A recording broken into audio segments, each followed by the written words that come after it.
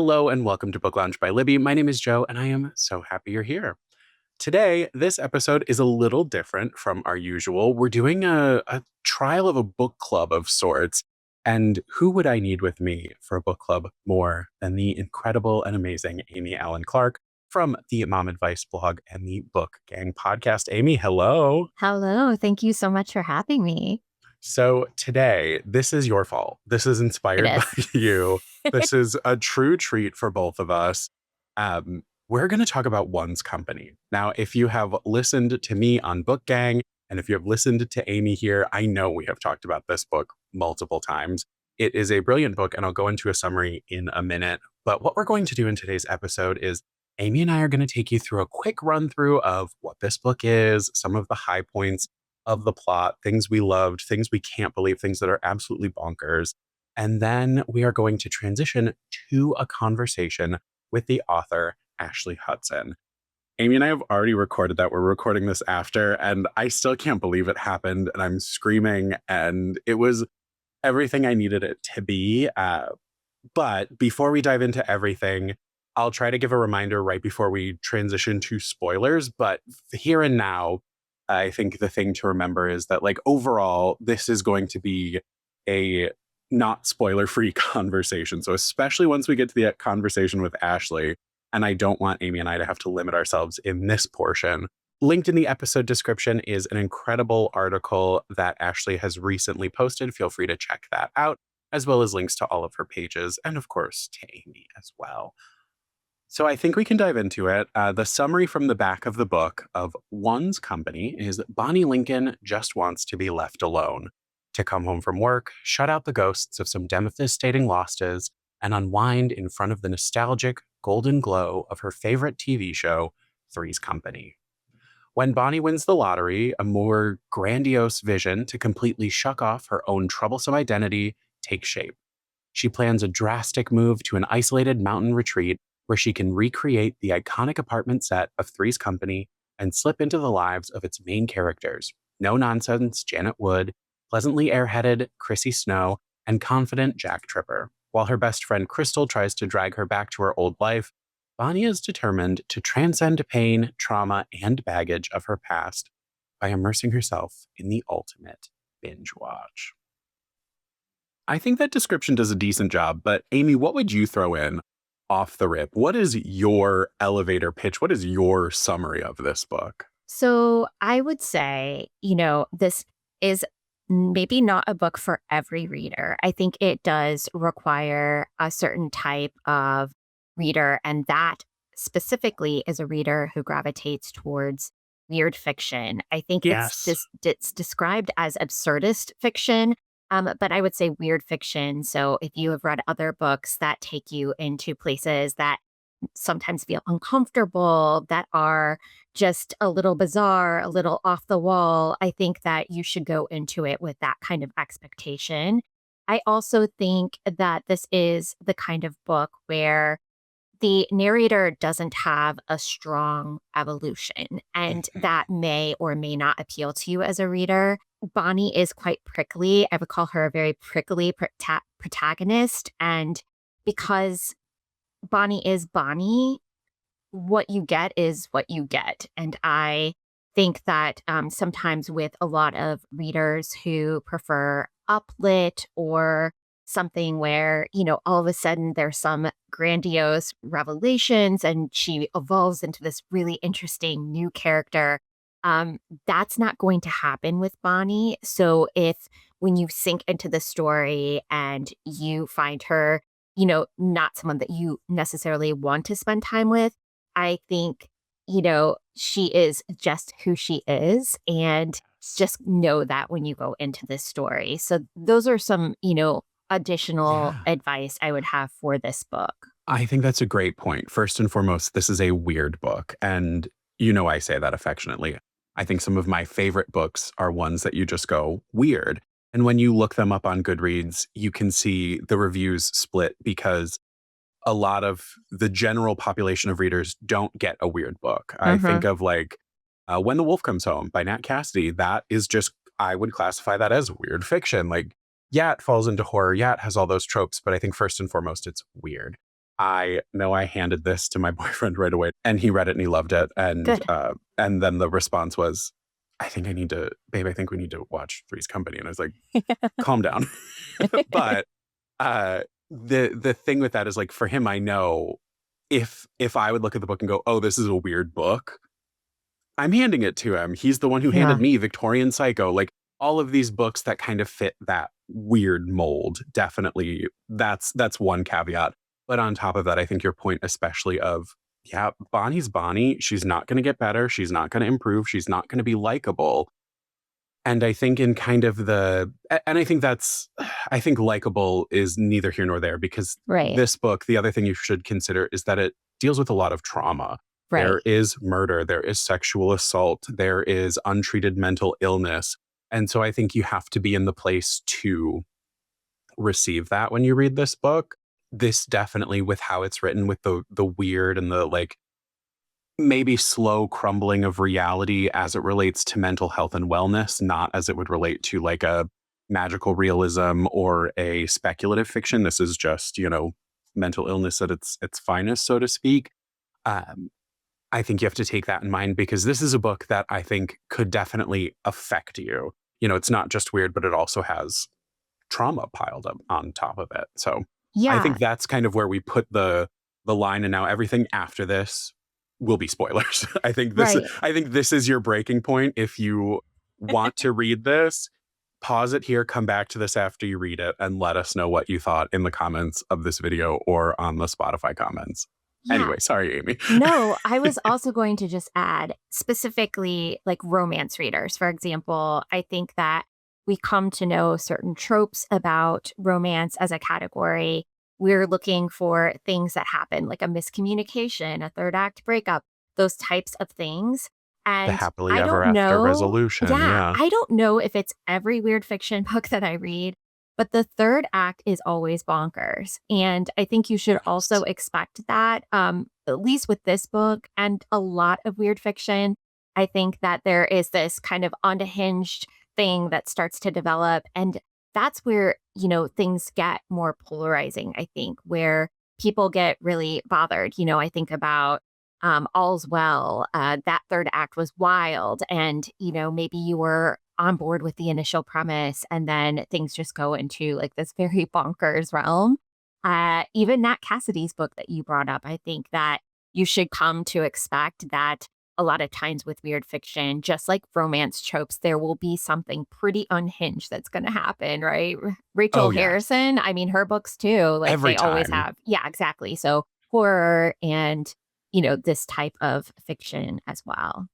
Yeah, I think the whole book you can describe as bonkers, but when you get to the third act, that's when it becomes banana pants. I think Yeah, that's my official rubric of exactly. weird fiction. I'm just thinking to some of the things that Ashley will be sharing with all of you as to like how she viewed the ending, the way she wanted it to go. Like I think like it's a really good pairing if you start here with us and pause before you get to Ashley. What are some of the high points of the book to you? What are some things that absolutely stand out for that if you're still listening but you haven't read yet, like before we dive into any like spoilers, what are some things that you just love about it? Like I think we could both agree on the conversation around sets or background Yes. imagery. Yeah. I feel like this is strongest with sense of place. So readers that want to immerse themselves in this will find that the level of detail is unlike any other. And I think that what Ashley achieved with replicating elements of the set, you can tell that this was her hyperfixation. The level of detail is really truly astounding. So you have to think about back then the sets were movable or they had to do different things because it's not like where we were binging on Netflix and, one set is set up for the whole season. They were Right. rotating these in and out and trying to like replicate it day by day. And I think what really stands out to me is not only the level of detail that goes into, let's say, the furniture and, replicating all of that, but the the astounding level of detail to replicate like cereal boxes, to replicate a newspaper experience, to Yes. provide for her this, soapy kind of like, I don't know, it's so No, it's wild to me that it almost feels like, the level and the attention to detail would be something that you might notice in something like Mad Men, for example, where yes. you feel really transported into a specific time and place. And I don't think that you need to be familiar with Three's Company because, I was not a Three's Company watcher. I did watch a couple of episodes after reading this because I led a book club and I wanted to really see the world that Bonnie was seeing so that I could understand it. But also, it's also about costuming and how she Yeah. embodies each of these characters and where her character goes throughout the day in order to replicate those moments. And that is really the genius, I think, of this book. There's really so much that stands out. I think, first off, I have to call out this is a reread for you. This is a book that you return to or plan to return to annually. I think Yes. that we have to lay out there. I Yeah. think that's so Yeah. important. Yeah. I No. mean, So it's I touched you in a should way. Like, speak say, on that. Yeah. yeah. So I found this book and I'm not pandering to you, Libby. Okay. But I did go on Libby and when I sort by like newest release. That's how I sort my filters. I adjust like so that whatever's new and trending is like happening right at the very beginning of my feed. And the cover really intrigued me that I read this synopsis and I was like, I want to read this book. And when I picked it up and I read it, it's one of those where I like fell into a different place for 24 hours. I Absolutely. thought about this book. I couldn't stop thinking about it. I couldn't stop talking about it. And it's like the world just fell away. And I think, we all have those experiences with books, but this one was just an exceptional, deep dive into something that I was unfamiliar with, that uh, it just brought up so many emotions for me. I think, as a form of escapism, as a form of fandom, all the different things that it was exploring. And so after I finished it, I was like, I need to tell everyone else to read it because I need to talk about it with someone else. And the first person I reached out to was my dad. My dad is very Stephen King and Joe Hill are like two of his Hmm. favorite writers. He's trying John Mars on recommendation of me, but those are his two favorite writers. So I knew Okay. he would be fine with wherever, For it to be but yeah, weird. Yeah. exactly. And I was like, I'll see you in 24 hours. And sure enough, the next day he calls and he's like, what was that? I want to talk to you about it. And as I tell you in the second half, he said, tell Ashley that this is one of the most memorable books I've ever read.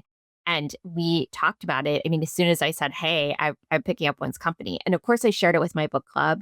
And I will say that it was pretty split. It was a polarizing read to share with other people. But reading it the second time, I knew where I was going. And what I got out of it the second time was like, I think the first time was so immersed in scene setting and just the inventiveness of this plot that we were being put in. And then the second time, I think, it was a year further away from the pandemic. I think I was thinking about other things. Like I was thinking about, how my own TV habits had changed during that season, about Yes. isolation, about um, unresolved mental health issues and Moving from how extroversion yeah, to introversion. yeah, it Yeah. just I got such a different experience out of it and I knew where we were going.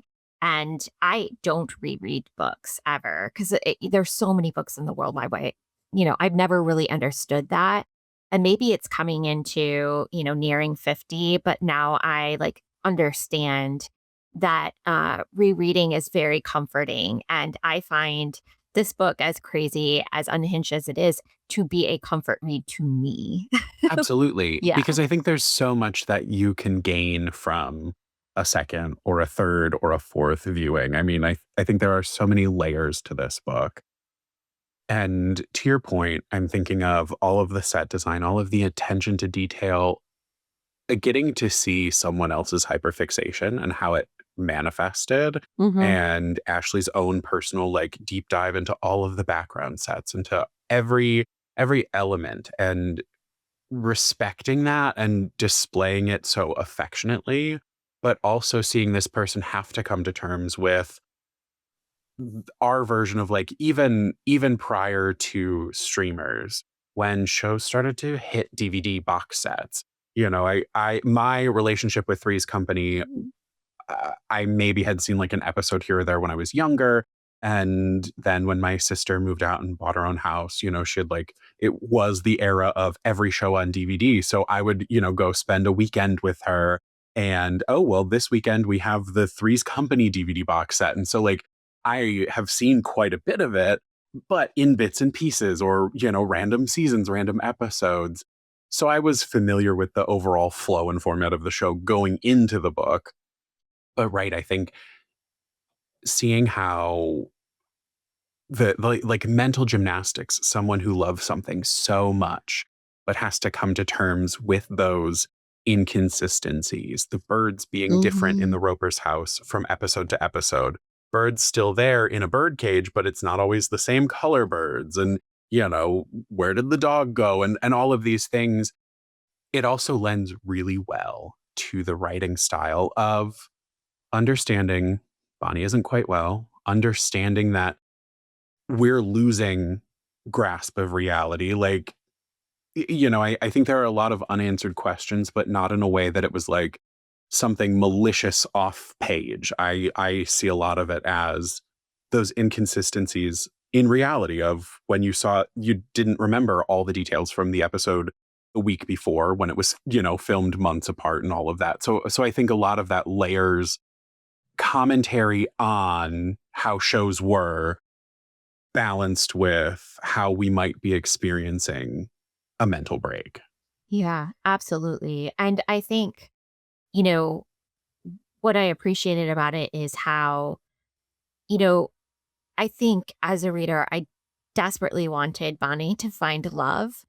And that is something the yearning for that for Bonnie becomes part of the reading experience Yes. because it isn't just, someone coming into her life and kind of tilting the world a little bit for her, but also the dog. So the dog could have been something that provided comfort to Bonnie. But the reason why it didn't work for her is because the dog begins to get older, right?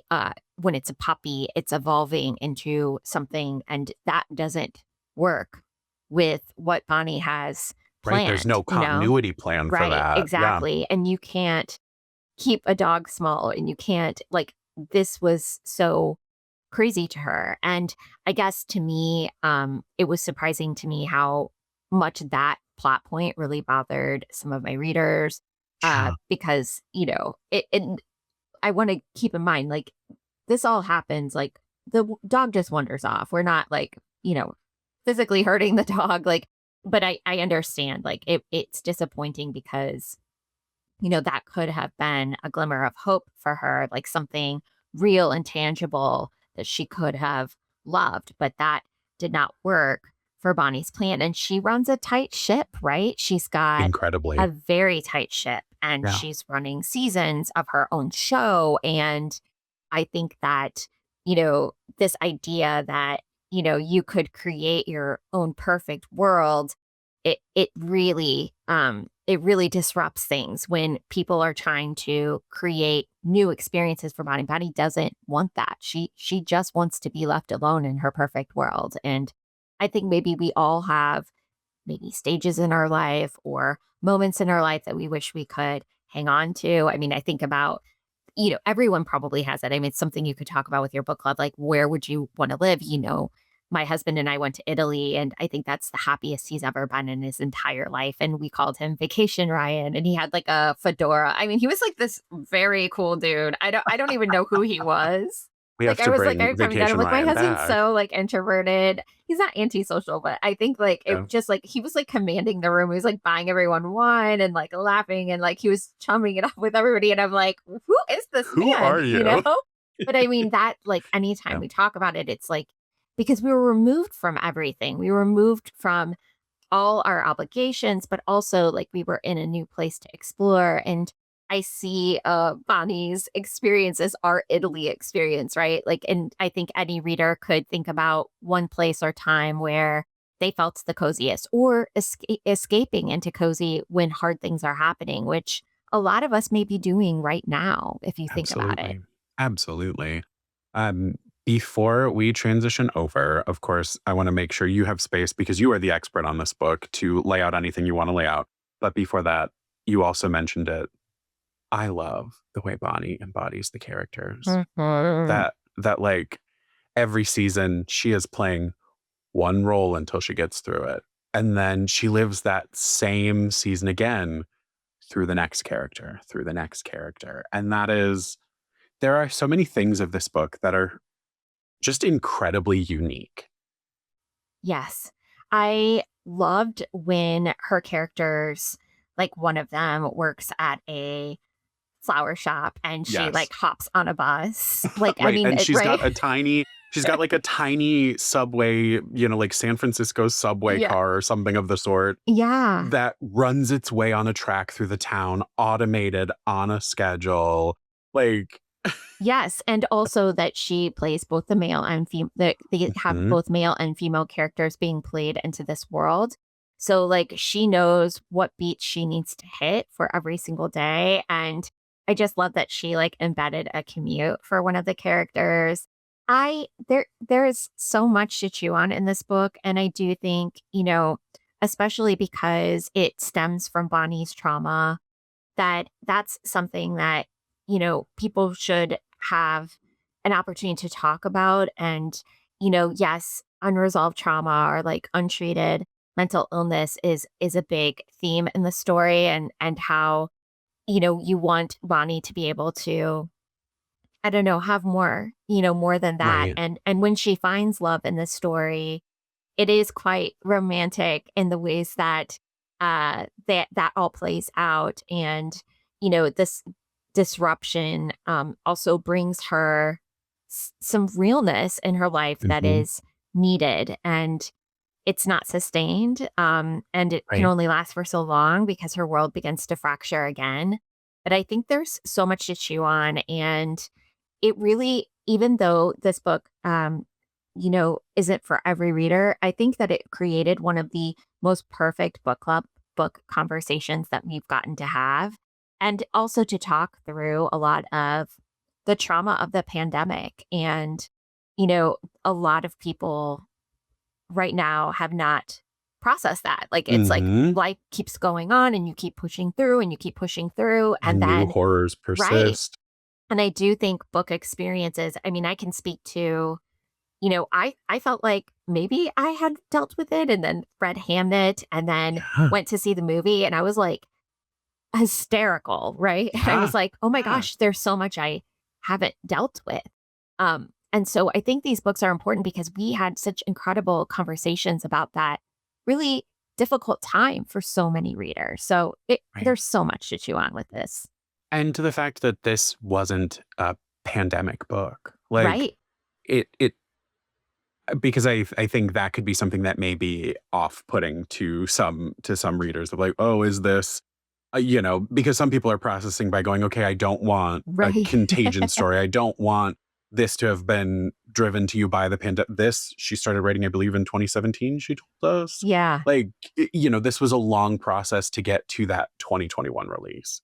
So, it I think it speaks to so much of that. If you are someone who self-isolates, if you are trying to process what we experienced for a very long time in our world, it's great for that. And right, it's not for everyone, but I think everyone could read this. Like, Mhm. it's to your point, if you are looking to read a book for book club, challenge your book club with this one because right, the discussions are going to be so strong. Um, and I think this is a great opportunity to go a little bit outside your box. I know I give a lot of horror recommendations on this channel, and if you still haven't gone horror, I don't think I by no means is this horror. This is not at all horror, but I think this could give you a taste of some of what I love that I find often in horror Mhm. books. So I think this might be a good like toe in the water to try the weird, to try the horrific, because part of horror to me is the reflection of reality. It doesn't have to be monstrous for me. So to me, this is a form of horror because trauma can be horrific. Like all of these things can be that. So I would challenge you all to try it. And before we transition, like I said, just remember this deals with um, like an at gun. So let's just break down Bonnie's trauma really quick, just so if anyone is still listening and they go, I need to know before I make a decision. Um, she works at a grocery store. It is a family owned small grocery store that is owned by the people who are effectively her family, like her second family. They've taken her in, and she loses effectively her mother, father, and brother in the robbery. And then Bonnie is sexually assaulted by one of the robbers in the process. They leave her for dead. She survives. And then her best friend, Crystal, is the daughter of this family and is effectively all of this is just left fractured. She does not know how to continue on with life as it exists or existed before. This is kind of that before and after shift. And she spends all of this time just trying to figure out how she's going to take the next step in her life. And then one day she silently wins the lottery, and it is the response of like, if I won the lottery, no one would know, but there would be signs. I mean, she uses this to take herself off grid. She leaves her old life behind or desperately tries to. And while we are watching all of this happen through Bonnie's eyes, I think our, as the reader, character is Crystal, the best friend. Maybe I think one of the lenses you can look at this from is through Crystal. Maybe it's through the foreman who's working to create all of this. You know, there's maybe it's through the person who delivers groceries. You know, I think there's a lot of ways you can kind of like get perspectives, but it's a really clever, brilliant book. Amy, any final thoughts? I just think everyone should give it a try. And I I agree. would agree with all of the themes that you're talking about. I do think that it has hard themes in it, but it's also escapist in the best way. And yeah, I just loved every minute with this. I will say, I interview authors weekly on our show. I'm never nervous, but I was very, very nervous to talk to Ashley. You're never nervous for anything, Amy. Like we talk all the you're I know. never nervous No, and I'm you never. were I was like deer in headlights, like, hello. So when you see it and you're like, wow, she's not very good. That is not my usual. It was just, I think I've built this book up so much in my mind. And because I had tried to find Ashley, and so she was like this elusive person that was never going to be in my realm, it was so fun. And I'm so grateful, Joe, that you arranged this because it's been on my bucket list, to meet her and to connect with her because, her work, like it rearranged something in my brain cells. Like I was rearranged yes. for weeks after, like kind of in a Yeah. haze and wanting to share it with other people. And, I just had a friend in the UK who had tagged me and said, hey, I'm going to read One's Company again and I was like, oh my God, you have no idea what's coming your way because I Just you actually got wait. to meet her. Guess what? So, just very funny and surreal to connect with her. But, it's such a special book and such a special writer. And I'm so, so glad we got to meet her. And Amy, don't sell yourself short. You were still incredible in this interview. Just know this was Amy's White Whale and it was happening live at like 6 p.m. on a Wednesday. I looked at So, my watch and my heart had went up to like 154. I was just like sitting here and I was like, yep. oh my gosh, it's happening. You are so kind. I am so grateful to you. Your friendship and your support means so much. And I'm excited anytime I can go, ooh, can we check one off the I list? know. Friends, we are now going to head over into our conversation with Ashley about One's Company. But before we do that, if you want, you can check out Amy's Patreon. That includes the episode that their book club did about One's Company. So if you kind of want to get into their deep dive and some of that great conversation, you can support her show via Patreon, linked in the show notes. Now, let's head on over. Joining us now is Ashley Hutson, author of One's Company. Ashley, thank you so much for being here. we've given a description and a rundown of the book in the first half of this episode. So now we get to just dive right in. But hi, how are you? I am well, thank you. How are you guys? Uh, I know I'm excited, but Amy, how are you doing? Yeah, I talk to authors almost every week, but I'm actually nervous because I'm like, this book means so much to me, Ashley. I can't even begin to tell you. Don't be I know, nervous, I please. know, and I'm actually never ever nervous. So I'm like, why is my heart beating fast? I think also I'm not used to being like a guest. I'm always running the show, so it's kind of relieving and also stressful that Joe is going to be the one running the show today. I'm putting you through your paces, Amy, but you are one of our beloved guest hosts here. Speaking of beloved, Ashley, we both love this book. I personally think it is a brilliant look into grief, trauma, escapism, the way that someone can slip into fandom, but you've also portrayed it in an insidious way. Of course, I have to start us off with, where did you come up with this idea? It's funny because I've been asked that question before, and people say, it's such a far out idea. Where did you come up with it? And to me, it does not seem far out at all. I mean, who hasn't wanted to step into their favorite fiction and live in it, you know? So to me, I feel like it's a very almost, I don't want to say cliche, but I don't know. I don't think it's that weird. But so I had sort of a monomania about Three's Company for a few years, and this book was just sort of my way of living it and sort of living vicariously through Bonnie. And I'm shocked that other people enjoy it, honestly, because it felt so niche when I wrote it. I really didn't think it would sell, and I wouldn't sell it to a publisher.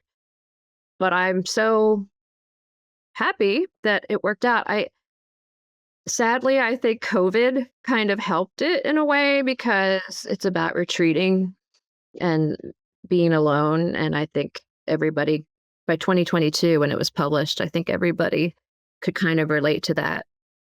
So I It don't know. was, yeah, it was perfectly primed and timed for, we all know what that isolation feels like, and I know I related right away because at the start of COVID, I went, 2 weeks off, home, no traveling, sounds great, and then by 2022, I don't know the last time I had been on a plane, where the year before, I could count the days I was home rather than the days I was traveling. It was a very, very busy work year in 2019.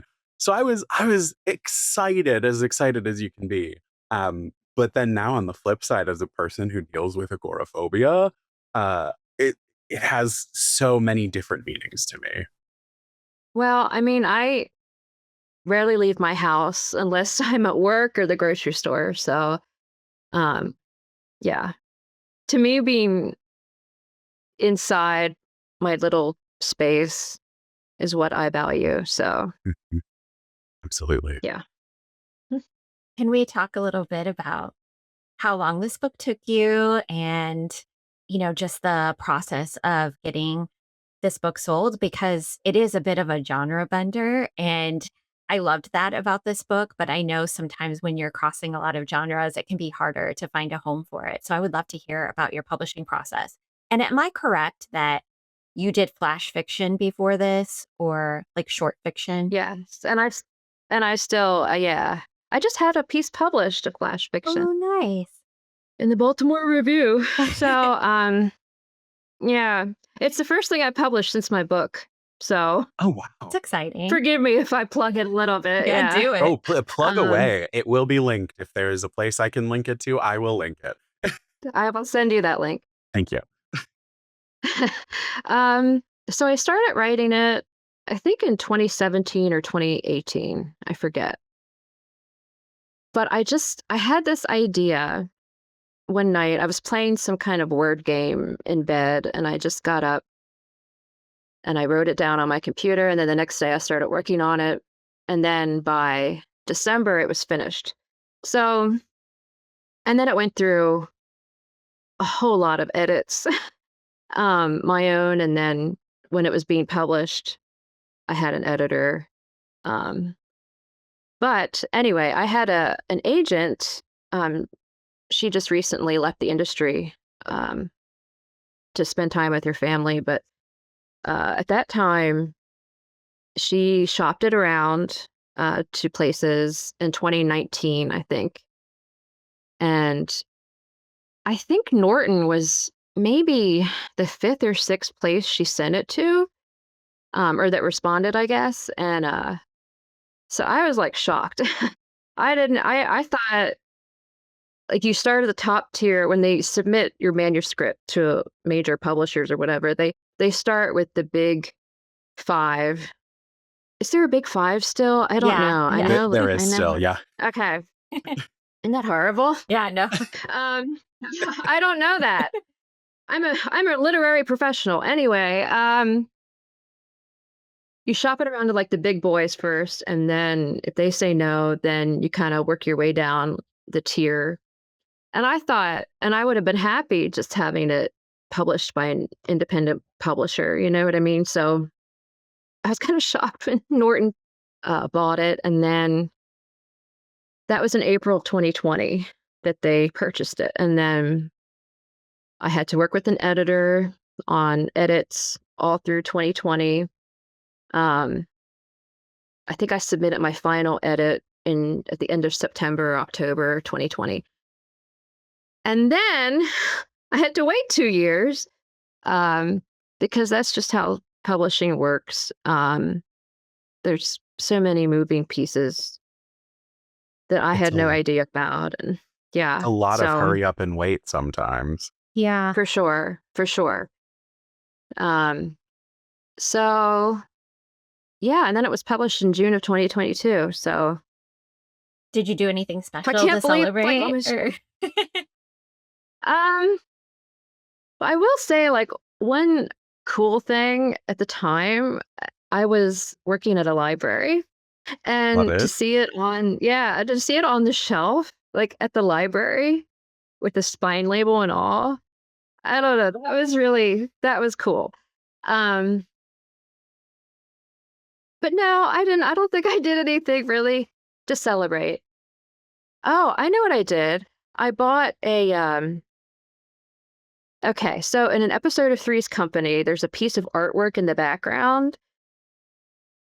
It's like a piece of fabric art, and I found one on eBay and I bought it. It was like $300, which was like a huge amount to me. So I treated myself with that. I But that love that that. I think is yeah. I think that's like a fitting success marker Yeah. for this book. You were so ahead of the curve with One's Company. I feel like I feel like writing this in 2017 and shopping it and editing it and putting it out there when you did, this style of fiction, this style of introspection, I feel like maybe we're seeing pop up a little more today here and there, but your book to me was one of the first that I really recall seeing and sitting with. Do you feel that? Do you feel that? Do you see the space you get to claim? No, I don't. I don't by the time I finished editing this book, um, I was so sick of it. I was just like done with it. I was just And tired that's of it. real. And I don't know, like it's hard for me because I mean, I'm just like an average person in like a rural place. I never thought that I would have like a book Mhm. published. I really never thought that this would happen for someone like me. And not that I'm nobody, but I mean, Isn't it weird though to think about like how, you know, this book is my Roman Empire book. So if I was going to think about a book that I think about every single day, this is the book. So it has made me think about television differently. I pay attention to scenes like and settings. I realized that I didn't have a sitcom that I felt that passionate about. And honestly, I didn't really watch sitcoms except for when I was a kid until the pandemic happened. And then I suddenly realized why people watch things like that because it had like a cozy resolution or, I always knew I could come back to it. And we did Modern Family and Big Bang Theory were our two like shows that we got into that we had never seen before and we never had interest in it. And it was something that we looked forward to, the ritual of that. So I think about this book like all the time. And just to kind of add Wow. another really bizarro layer to this, when we picked this for book club, I didn't know if everyone would love it because I do think Bonnie is such a prickly protagonist, right? She has such a very distinct view on the world. And we want more for her, like to evolve more, maybe to become something different for a really like satisfying happily ever after. And so I knew that people like it would come to the right people. The people that would love it would absolutely love it. And that's exactly what ended up happening. But I wanted to find you for our book club and I couldn't figure out how to get a hold of you because I couldn't find you on Instagram. But I did find another Ashley Hutson, and you will have to look her up. It is quite interesting there. I won't say what her handle is. Do you know who I'm talking about? Do you know? Is she like a reality star or Yes. something? Yes. Okay. So, and then my whole Yeah. thing was like, maybe like she is like so interesting, or she's created a fabricated version of herself. Like I literally was that down the Bonnie rabbit hole that I literally thought that you had set up like a fake account or something.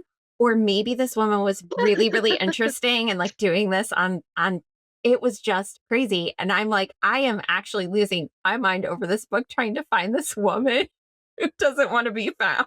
You know, I only know that because I have had people email me through my website thinking I'm her, and they wanna set up, like, fashion shoots or whatever, and I'm like, You got the wrong gal." So, Yeah.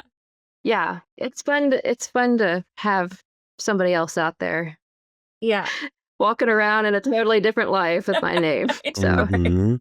Well, I was determined to find you, but then Joe ended up having to find you, and I'm so glad that he could. But I do want to talk about the set construction. Like, can we talk about how you figured all of that out and made all those moving components work in your story? that was my favorite part to write because it was kinda like the whole reason I wrote the book was just for my own fan service. I mean, when I say I was obsessed with the show, I was like, it was probably partially mental illness because ever since I got on medication, I haven't been that obsessed with anything, and it's kinda sad. Um, because I loved being obsessed with Three's Company, and so I would watch it, and I would look at all the sets and, pay attention to everything in the background. And I even had a website.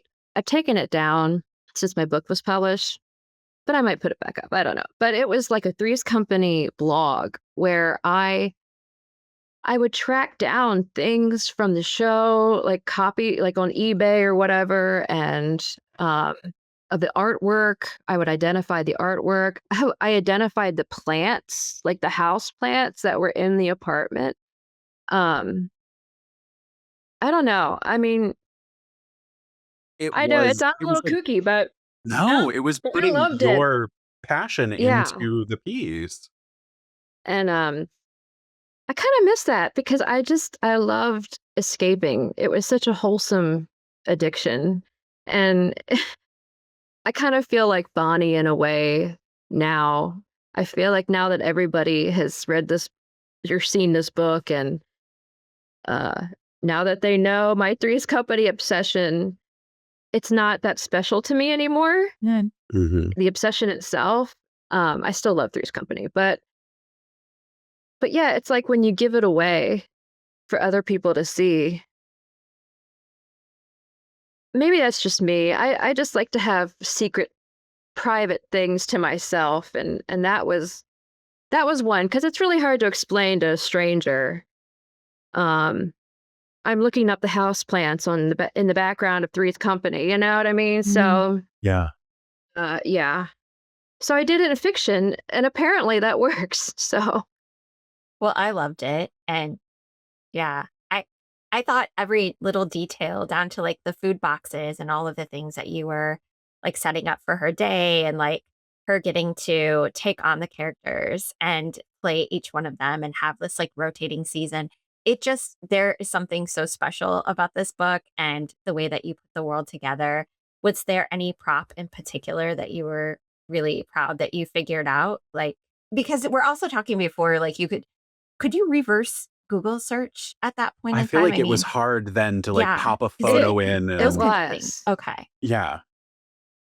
And in fact, my white whale was this one piece that's over the telephone. It's in almost every episode. Um, it has three women in it. And I actually discovered that when Google's reverse search like kind of improved or whatever, and I just happened to find it by by accident. So that was really cool. I don't know what prop. The sofa. I would love to have that sofa. Um, of course, but Yeah. Yeah, there's so much richness in that. I mean, I feel like I should have done this episode from my living room because, I've got the like low back green velvet. My home there you is a go. very Yeah. 70s looking home. So I'm like, while I do love my set right now, this is something that needs to be done on location. But there's just something so rich and the vibe is there. But also to what you were saying earlier of it's one thing to, tell your friends or tell a stranger, oh, yeah, I love Three's Company, but to still hold to yourself the degree to which you love Three's Company, the fact that you are researching the house plants. But then also, once you put it out there, even in writing, even in fiction, you're like, well, I did give that to the world. It's like when you have something special that you really enjoy, do you really want to share it? I mean, if it's like a solitary activity and it's just something you do, I don't know. Like there's something I'm very possessive about the things that I do and keep within me. So Well, I, so I think yeah. I mean, I think there is such a conversation about fandom, especially as we see it online today. And when I think of the places where that is, where like fandom is strongest or most alive, they also tend to be more anonymous. I'm thinking Tumblr, I'm thinking Reddit, where yeah, you could put yourself as the person out there, but you could also just be your username. And it's like Discord and message boards, and you're just kind of out there sharing love with others, but with people who are in the same boat. Of course, I know as you said, it's not quite the same now, but do you have a new obsession perhaps or a new comfort that you're well, I can't even ask that because then you'd be revealing it. But She's like, Well, "I no, told you I don't wanna share it." I know, I was like, wait, no, what am I asking? yeah. Not well, I'm gonna tell you because it's not It's not like Three's Three's Company. Yeah, Three's Company came to me at a time in my life when I felt like I don't know, it was like speaking to me to my soul. And I know Mhm. that's ridiculous to say because it's a farce and it seems very light and fluffy, but I don't know, there was just something about it that just seemed so special to me, and that's why I wanted to keep it private. But I'll tell you my current fixation. I wouldn't say a fixation, but Murder She Wrote. Fascination. Oh, I Yes. have a friend that's obsessed with Murder, She Wrote. Yeah. And Me. if you're You into like set design and Oh, set decor, I mean, it's like a feast for the eyes. So and I don't so know. many locations. Like you could Yes, lose an hour in one episode just picking apart exactly. any scene. d is Am I correct? Does the music change in that at the beginning? I don't know. She talks about the music. Maybe it's just because it's familiar to them, but they watch it every weekend. Like she has, I think, the original like DVDs or I was gonna videos, say and they watch there might them. have been a rights issue, like, Yeah. airing now versus I think, yeah, I think from the first season to the to, like, the 10th, give or ninth take. or 10th. Yeah. Isn't that terrible? I Yeah. watch it almost every day, and I can't even tell you how many seasons there are. There are 12.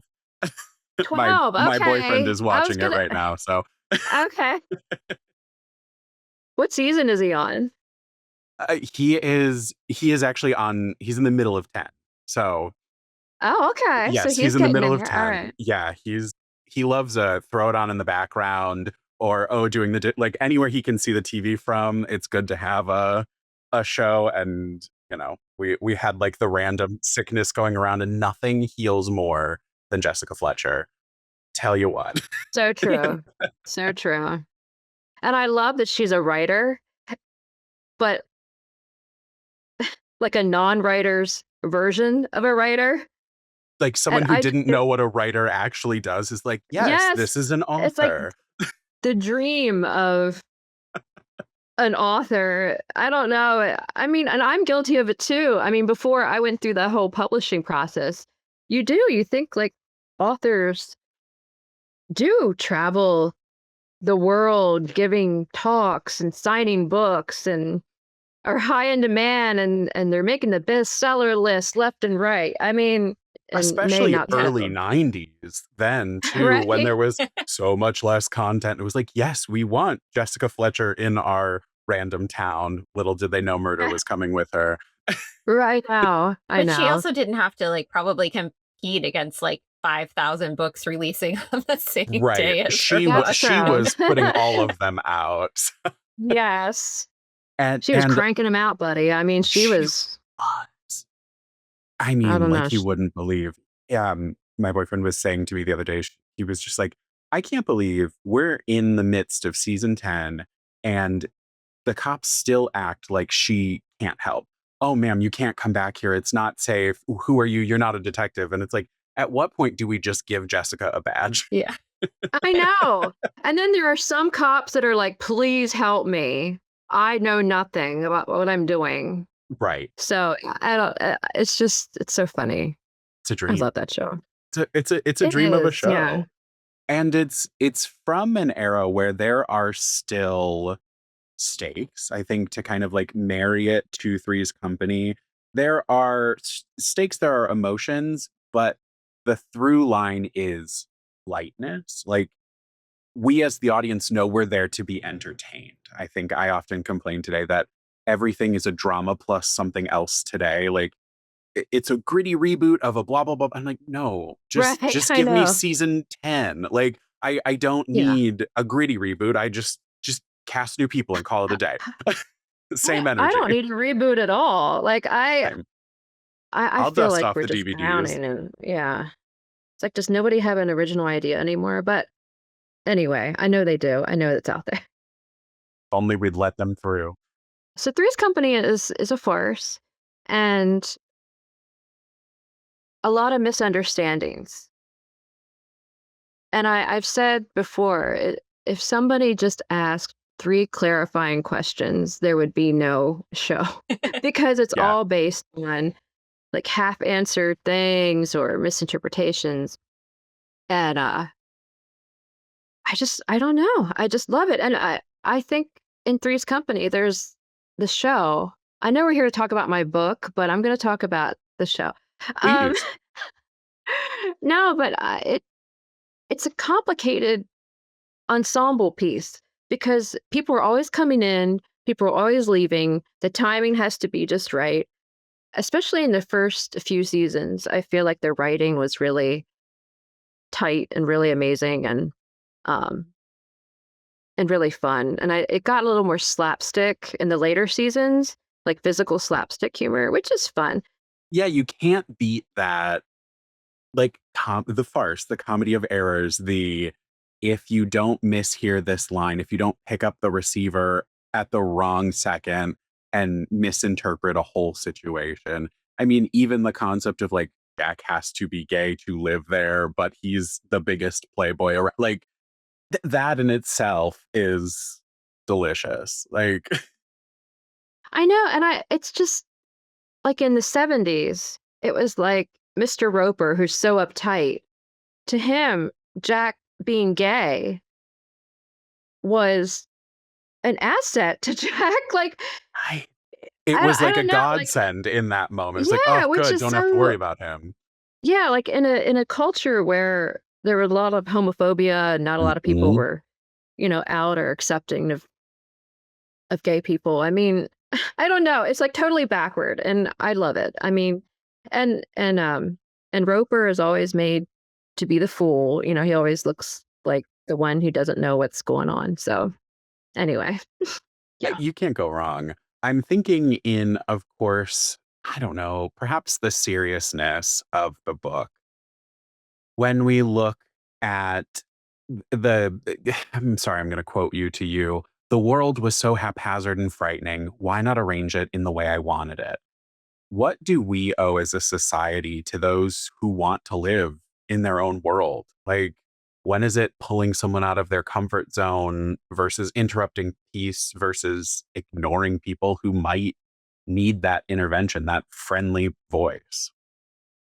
I don't know. I mean, I feel like we should just leave people to whatever as long as it's not hurting other people or themselves. I feel like you should just leave people. Kind of that, like, do no harm, take no shit kind of credo. Right. And I was just thinking about like mental illness and how we treat Mhm. mental illness. And it's like, oh, it has to be cured. Like we have to cure it ASAP. Like here's a pill, here's therapy, whatever. And I don't want to sound like anti psychiatry or anti like mental health, whatever. But like you just have to wonder how many beautiful and amazing things are being muted Buried. Yeah. or suppressed because of that attitude. Mhm. And Right. There's a lack of embracing, like, like you said, looking to cure rather than saying, I accept you as you are. Let's work on your journey together, however you see fit. I think even to that same point of like a lot of services really hard to access for most people, either not affordable, out of the realm of possibility. So I think there's a balance on both sides of how do you get the help and how do you get help that is not a band-aid, that is actually beneficial to your life? right. Yeah, And I was gonna say, like, it's not mental illness, but, I raise a child with autism, and, Mhm. it sometimes breaks my heart that they didn't want to be around people, and, it was something that, as a parent, I had to personally realize, like, that's what I want for that person, it's not what they want for themselves, because my kid is super happy on their own, and they like the way that they interact with the world, and it was just a reckoning, I think, as a parent to realize, like, they don't want a huge birthday party. They want their own quiet time in their room and kind of adjusting expectations. So, it has made me more aware, I think, of the ways that other people want me to show up. And, it's something that you kind of force on people when you're an extrovert. You want everyone else to like want to go out and do all the things with you too. And, I do think probably the pandemic, reeled me in a bit. Like now I understand more the homebody sense of people. But yeah, I think it's good to honor expectations of what brings other people joy. And that could be that solitude or, in the case of Bonnie, what was bringing her comfort was the ritual of what she had made out of her day. And her own gorgeous world Mm. that only the lottery can buy. I know, right? We only I'm got the waiting. I'm lottery. waiting to win that lottery. I mean, But I feel honestly, this like book was made for that old TikTok sound of, "If I won the lottery, no one would know, but there would be signs." Like, that is right. that is Bonnie's Yeah. journey. As I wrote the book, I realized when she was creating or building the set and going through the characters, it was an act of creation. Like it was a creative act. And I think a lot of creativity and the means in which it is achieved is often misunderstood or condemned or um, otherwise negatively regarded. And I don't know if that comes through in the book or not, but to me, that was really important. Um, the epigraph to my book is from the song I've Gotta Be Me by Sammy Davis Jr., which a character sings a bar of in an episode. Anyway, but the dream that I see makes me what I am. I feel like that is what that is the heart of Bonnie. Like she has Mhm. this creative impulse to work through a lot of stuff and she does it. I mean, she does it and she lives it and yeah. Should I tell you what I wanted to happen at the end? Yes, please. Wait, can I We ask you we one question before you do that? Oh, yes. Yeah, yeah, yeah. Can I ask about the dog as a plot point animal that gets introduced in the story?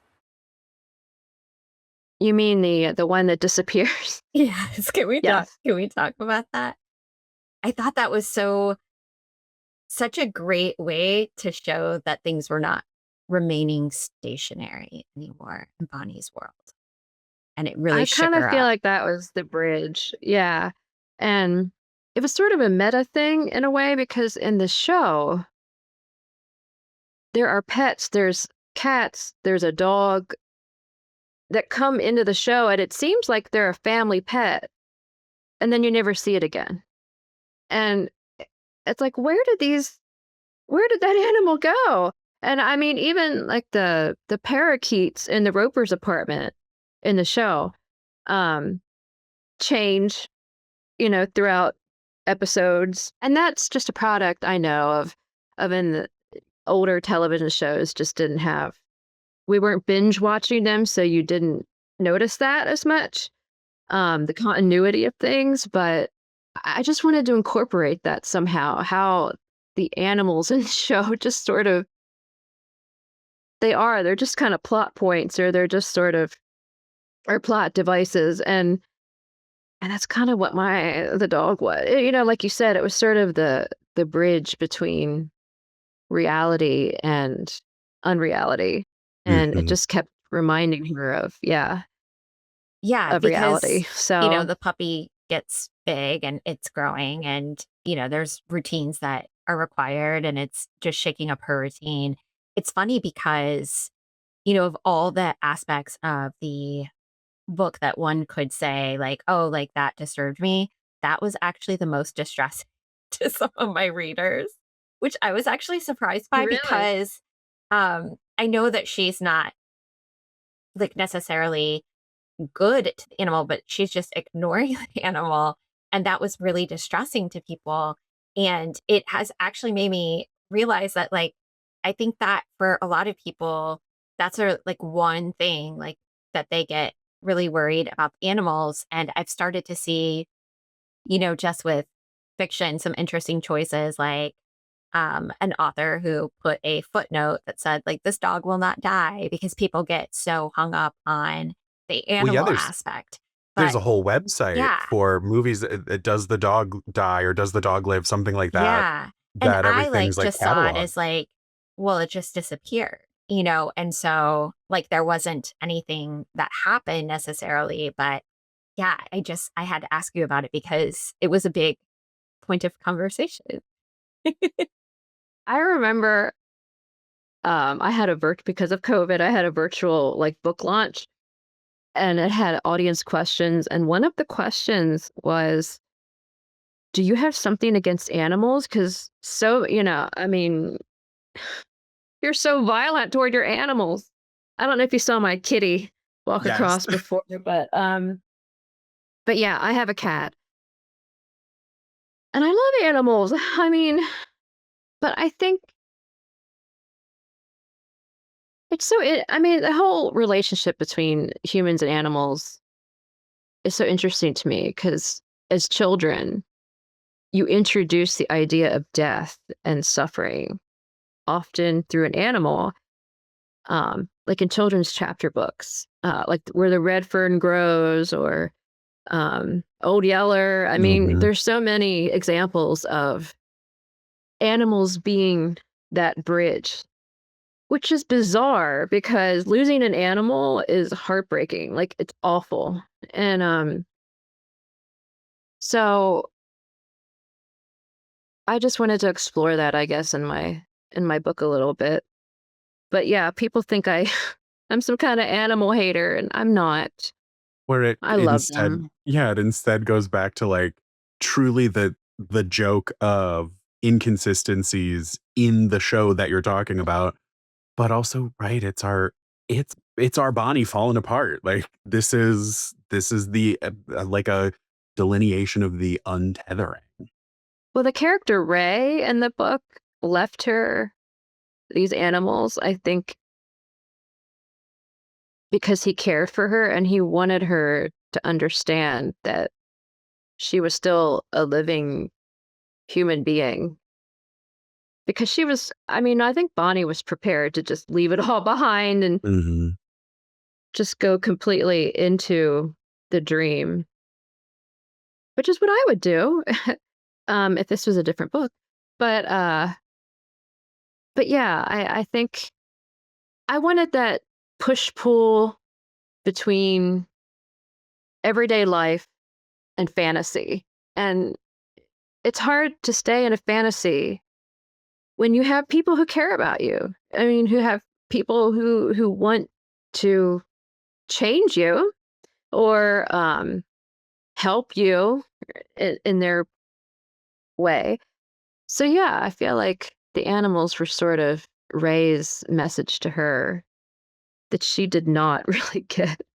But that he really cared for her. I think maybe she understood that later, but yeah. Right. Yeah, At I the loved it. time, he It was yeah, such a smart touch. it really is. Mm, thank you. Okay, what was the ending you wanted to write? Amy, are you ready? I don't know if I'm Are you ready. buckled? Okay. Okay. Spoiler alert in Okay. case no Yeah, Yes. one's read the spoiler book. alert. Okay. I wanted her to die at the end. I wanted her to commit suicide and just I mean, I wanted her to be put in the position of I have to choose between everyday life with these people who care about me and my fantasy and every time she would choose the fantasy. Like I know she knows that and I know that about her and I think in my original ending she did die. And then my editor was sort of like, this ending's a little unfinished, so I kind of reworked it a little bit and it's a little more grotesque, honestly, I think, of what it is in the book than what I initially wanted it to be because she sort of ends up in this burned, physically awful state in a place where she's being constantly taken care of and attended to by others. So that seems like a nightmare. Like to me, that seems like it would be a nightmare for someone like Bonnie. Like the opposite of what she had created for Mhm. herself. To be Right. completely Yeah. off grid, like self-sustaining, to then Yeah. be To me, reliant. it would have been so much more beautiful in a way if she had just died, if she had killed herself, because I really feel like her commitment to this project was such that I mean, you don't compromise that. I mean, you just don't. So, yeah. What like, now that we can talk about the whole book, what was the hardest scene that you wrote? Probably the ending because it just went through so many iterations and rewrites. I'm trying to think of the hardest part that I don't know. I would say the ending probably. That would be it for me. The endings are always tough. I sort of I write straight through. So, yeah, like I just start at the beginning cuz I don't know how else to do it. And I just go to the end. And I mean, I love Bonnie and I love this world she created and I didn't want it to end, so I kind of half-assed the ending and and then I had to rewrite it 100 times. So, yeah. And then by the time you were done, you were sick of it. I know. Well, at the time I was doing the final edits, I was going through one of those surprise 2020 divorces. Oh, sorry. Sure. So, I like my yeah, and my mind was just completely fried. Like my brain was just completely not in a writing space. And it actually took me like 2 years to start reading, like seriously reading and writing again. But I think on that note, what kind of books inspire you, and what have you read lately that's made you go, "Oh, I wanna do something with that?" I read Killing Stella, very slim volume. A friend gave it to me for Christmas. I love little short books. Like I just and they're so cute.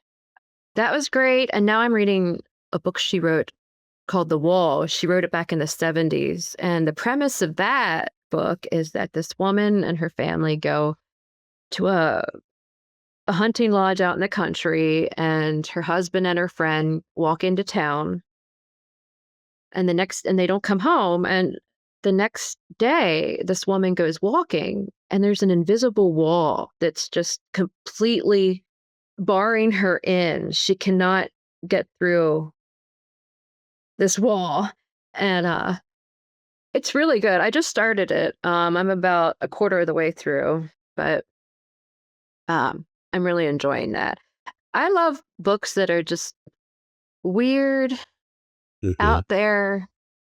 Ashley, have you read A Cosmology of Monsters? No, who's that by? Sean I'll have Hamill. to. It was his debut. Okay. It's a weird fiction pick, and I just think you would absolutely love it. Like I would put them on a little shelf with your book. So, Awesome. I mhm. have to look that one up. Yeah. I just thought of an author I discovered last year. Again, I don't know if I'm saying his last name right, but Brian Evanson? Evanson? He's written a lot of books. And I read this collection of short stories called A Collapse of Horses. That was just so good, beginning to end.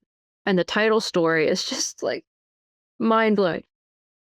I'm of the opinion if I ever write something that I am totally satisfied with, I'm never going to write again. And sometimes I read things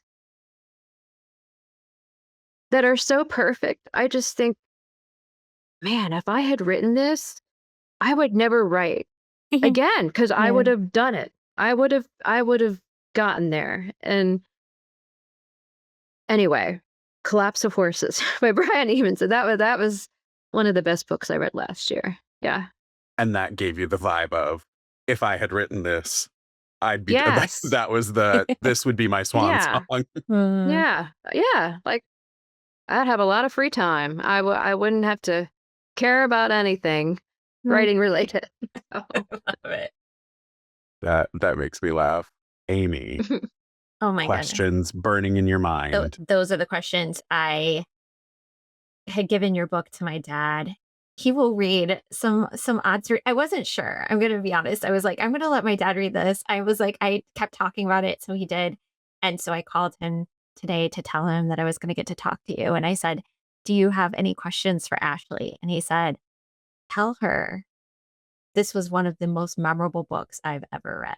And my dad is very slim with Oh, compliments, so That's like the highest Well, level thank of a you, Larry Allen Jen. compliment you'll receive.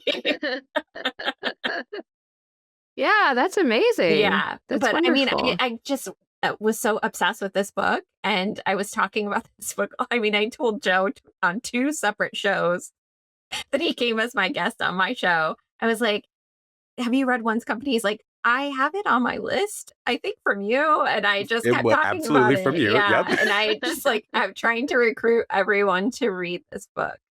Truly, you told me about it on one episode. The next time I was back, you said, "Have you read it yet?" And I said, "Amy, I'll start it tonight." And I I did. was And getting like live reactions from Joe. you were just getting like the worst string of, "Oh my God, did that happen? Yeah, What?" the dog, like And then I think in that same conversation, I was like, what if we made this happen? And that was probably a year ago. Yeah, And then earlier this month, maybe a week ago, who knows? Time isn't real anymore. I was just like, Right? I'm Yeah. doing it. I'm sending yeah. the email. We're making this dream come true. But this is really exciting for me because I read a lot of books through Libby, through my library. Yay! So to me, like, I was like, "Oh, this is kind of a big deal." It Like, is. Libby. Oh, this So, whole thing. yeah, seriously, like, I so love. I'm just happy to be here. Yeah. See, we all got like the happy circle. Before we let you go, of course, anything you want to promote, where can the people find you if they want to follow along? But before those, is there anything you want to make that you would want someone to walk away from one's company with? I would want people to see Bonnie through a lens of, um, I was gonna say compassion, but I don't think you have to be compassionate toward Bonnie, so scratch that. Um, I don't know. I just hope people like it, people enjoy it.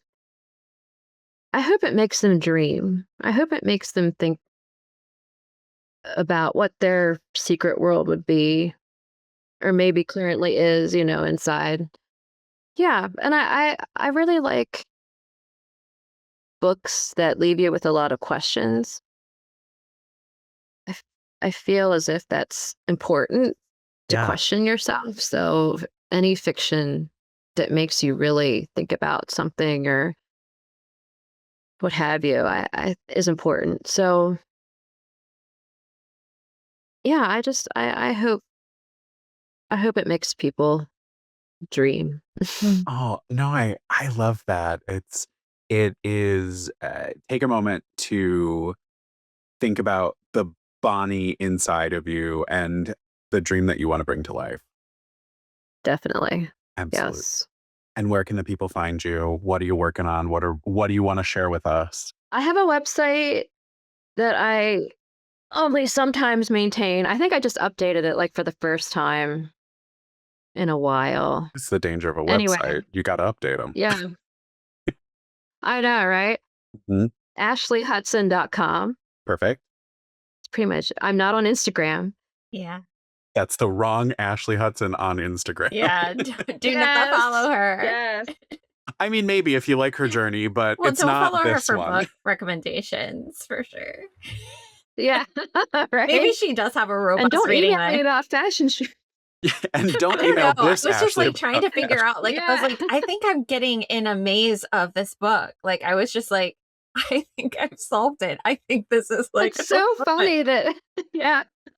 You I two can't should figure do it some out. sort of collab of Yeah. like, let's confuse people today. I was like down the rabbit hole. I was buying every conspiracy theory. Like, I had it all solved. I was like, oh, that's not the person. Because I don't think your book had your picture on it. It just has your like bio. So that's why I like, I can find you now online. Is it on there? Okay. It, Maybe because I had the, yeah. maybe Very you had an tiny. art. Thank God. Yeah. You might have had an arc. You were on this book from Oh, the yeah. That, beginning, I'm the, Amy. I'm the original You're the reader early of this book. adopter. The very beta. Uh, well, Ashley, thank you so much for joining us today and sharing about one's company. Well, thank you for having me. This was really enjoyable. It's And always nice to hear that people read my book. So, now I'm telling you, Amy and I are going to lead the charge to bully everyone who listened to this episode into reading the book. They don't hear me saying that they're being bullied right now. They're going to hear it in the future because they've already paused when we said spoilers, and they'll come back and hear the bullying. But thank you so much for being here. And friends, thank you for listening. You can sample and borrow the books from today's episode in the Libby app, or if you're a librarian, find them for purchase in Overdrive Marketplace. Book Lounge by Libby is a proud Evergreen Podcast signature program. Explore more amazing shows at evergreenpodcasts.com.